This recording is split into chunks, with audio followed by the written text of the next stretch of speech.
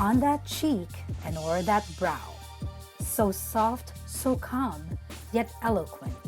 Those are the lines from the poem She Walks in Beauty by George Gordon Byron that perfectly captures the beauty that is Ongina, aka Ryan Ong Palao. So when did you come up with that name, Ongina? My middle name is Ong, which is obviously rooted from my mom's last name. So I just have this like joking infatuation with like the female anatomy. So I couldn't call myself vagina, so I wanted to be like a pun intended kind of name. So I was like, maybe I can just become an Ongina. But originally, my drag name actually was not Ongina. It was Peck Peck Galore, which is hilarious. And then like a year or two later, I changed it to Ongina. I was already Ongina when I got booked for RuPaul's Drag Race. RuPaul's Drag Race is an American reality TV show that documents RuPaul in search for America's next drag superstar. Ongina was on its very first episode through episode 5. I was part of the nightlife scene in Los Angeles. One night, there was this one girl actually who would approach all of us queens and saying, oh, there's a new show about drag queens. It's gonna come on TV. We want you to audition for it. 2 months later, it was like on speakerphone with a couple of like the producers. They asked me a few questions and then they put me on hold for like 2 seconds and they come back on and they're like, we would love for you. I'm like, ah! And I still couldn't believe that I was gonna be on TV because jokingly, when I moved here from New York City, I said, Ongina's gonna be famous. I should just feel Hollywood.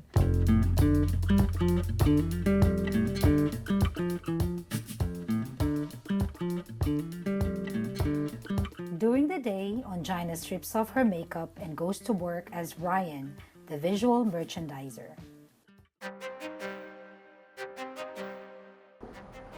Welcome.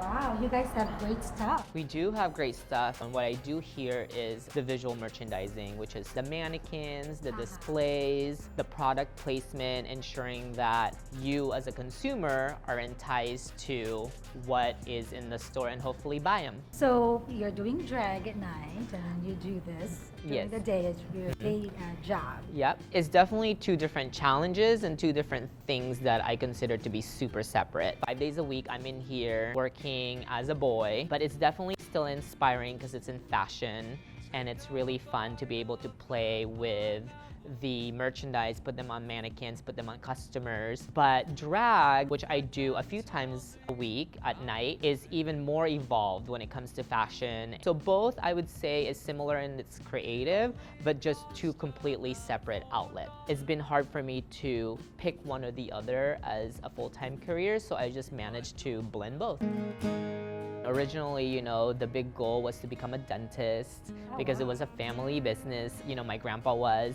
But when I moved to the United States, I grew up in Seattle and then I ended up moving to New York City when I was 19, and fashion was all around you. And it just really inspired me, and I knew that it was a calling for me. So it actually did kind of fall into my lap, and I just ran with it and went with it, and 15 years later, I'm still in fashion. Ryan Ong Palao has always been bold and colorful, even as a child. But she grew up in a traditional Filipino household. I have my mom, my dad, my older sister, my younger brother. Very religious, very family-oriented. Even though they're very traditional Filipino, they're also very supportive and really just interested in my success overall as a person, because being Filipino is being proud, right? And I think that's really important for me to carry on as I grow older. They were definitely traditionally strict Filipino parents. There are curfews, you know, I have to do my chores. You vacuum, you clean the dishes even though there's a dishwasher. I never understood that part. You know, I can't hang out with these people because my parents thought that they were bad influences on me, etc., etc. Even though I grew up in that type of environment when it was a little bit more strict, it helped me realize how important it was to really learn from that kind of tradition. I was very flamboyant, and in the Philippines growing up, like, that was okay. The best thing about my family is they allow me to be that person.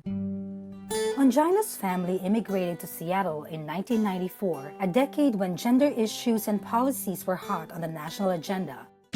President Bill Clinton signed the Don't Ask, Don't Tell policy in 1993, prohibiting openly gay and lesbian Americans from serving in the military. A year later, Philadelphia the movie about a closeted gay man dying of AIDS won 2 Academy Awards. In 1996, President Clinton signed the Defense of Marriage Act, banning federal recognition of the same-sex marriage. I remember going to school the first day.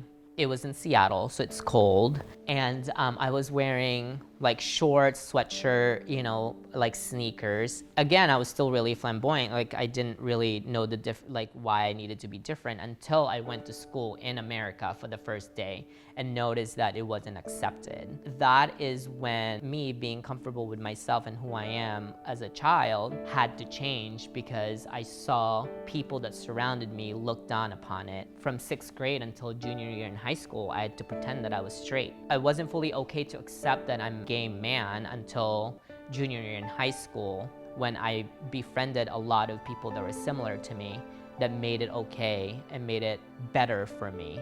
So that's when I decided that I would come out of the closet. From then, I never looked back, gay as ever. About a year after high school, Ongina moved to New York. It was in the Big Apple where she contracted HIV, the virus that causes AIDS or acquired immunodeficiency syndrome. The first cases were reported on June 5, 1981 by the U.S. Centers for Disease Control and Prevention, and all of them were gay men in Los Angeles. By the end of that year, a total of 270 cases were reported, and 121 of those individuals have died. You get carried away with your surroundings, your group of friends, your daily life. I met this man. I went home with him, and before we had sex, I asked him, "Are you negative?" You ask because you want to know, because you want to protect yourself, right? But you also ask, I think, to just ask. And in this situation, he told me that he was. So it was in the heat of the moment when that conversation happened, and then we decided to continue our sexual relationship unprotectedly, and come to find out that he actually is HIV positive, but I don't think that he knew. And then I contracted it. Just a few weeks later, I got very sick, went to the doctor and got tested. I received the test back, false negative. I kind of like self-diagnosed it as self-negative because I knew something was wrong. So I went to the LGBTQ clinic in Chelsea, and that's when I demanded for more serious testing. A couple days later, the test came back and it was actually positive. It wasn't easy for me to hear those words because I left that clinic feeling okay, but the next 7 months was like a disaster. I basically shut myself out. I didn't want to have any interactions with my friends. I was very depressed until one morning in September of 2006 when I woke up and I was like, I'm the only one in charge of turning the switch on, because I was the one in charge of turning it off. And that's when I decided that I'm HIV positive and that's okay with me. I'm going to follow what my doctors tell me to do to stay safe and healthy. What I always say is I'm going to live my life, but this time I'm going to live my life even more. What I learned that day is that HIV is part of me, but it is not me.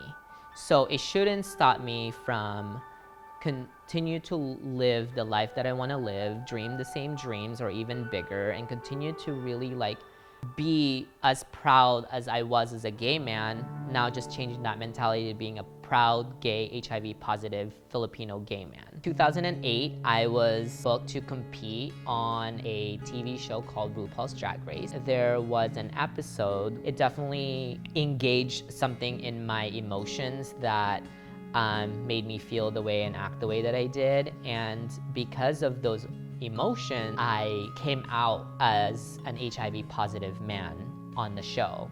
So I came home before the show aired in 2009, and I told my mom, you have these strict Filipino parents who want only the best for you, and you tell them you're gay, and then you tell them you're a drag queen, and then you tell them you're HIV positive. Like, it's almost like me thinking, how much more can she handle? Telling her was one of the scariest things I've ever had to tell my parents, and one of the best things as well, because it just solidified the fact that my mom will always be there for me no matter what. She's a very strong woman, obviously, so she was able to really handle the news fairly well and really continued to be a great support system for me and my entire family. And that's really when I started to be an advocate for HIV and AIDS without even knowing I was becoming one. It is a platform that I put myself on, and it's a platform I'm going to continue to talk about because I think it's important to.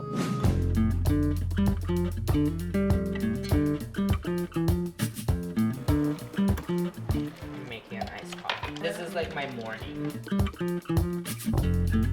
My closet is very messy and there's nothing really special about it, but Oh, wow. so this is a mess, but this is where all the magic happens or comes from. It's very regal. It's all... Have you always liked like dressing up? Like when you were a kid, did you play dress up a lot? I did, actually. I would put on my mom's lipstick, put on her heels.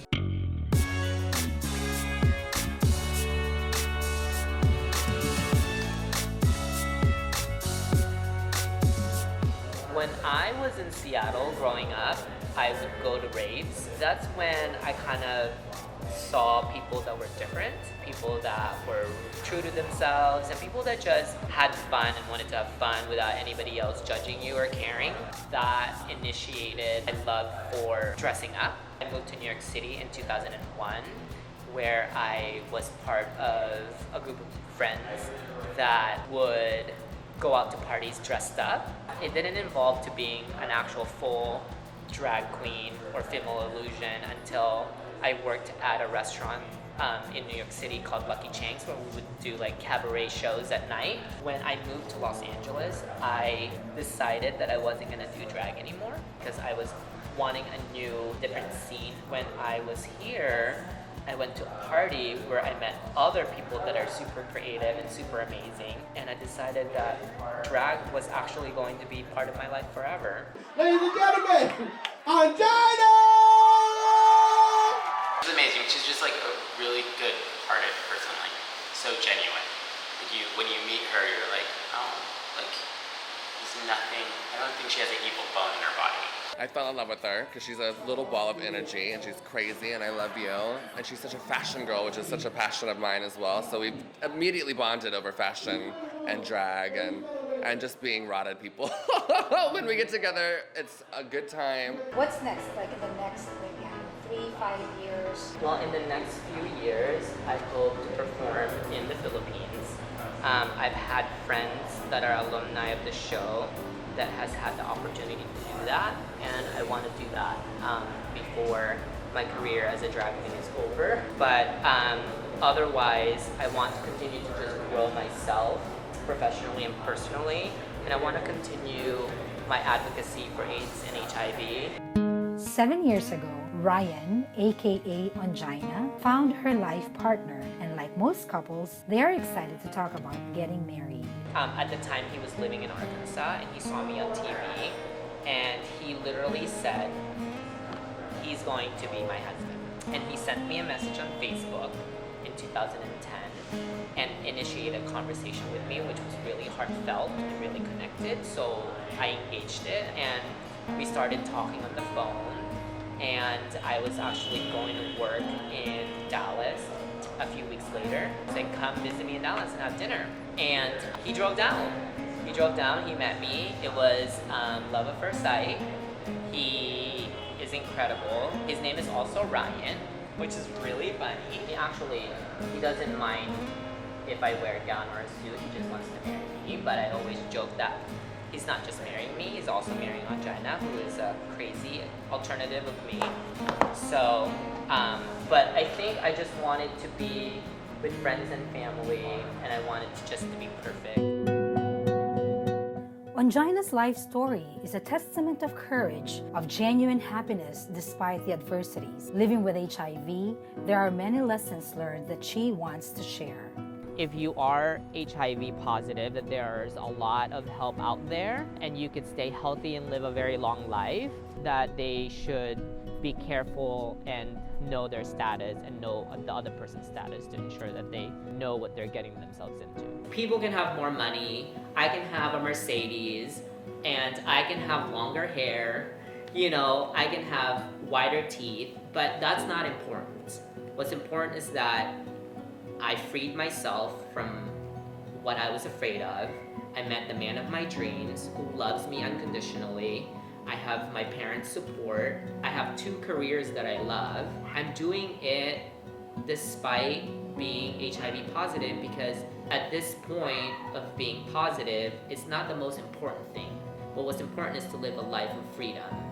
And that could only be true if I myself accept it.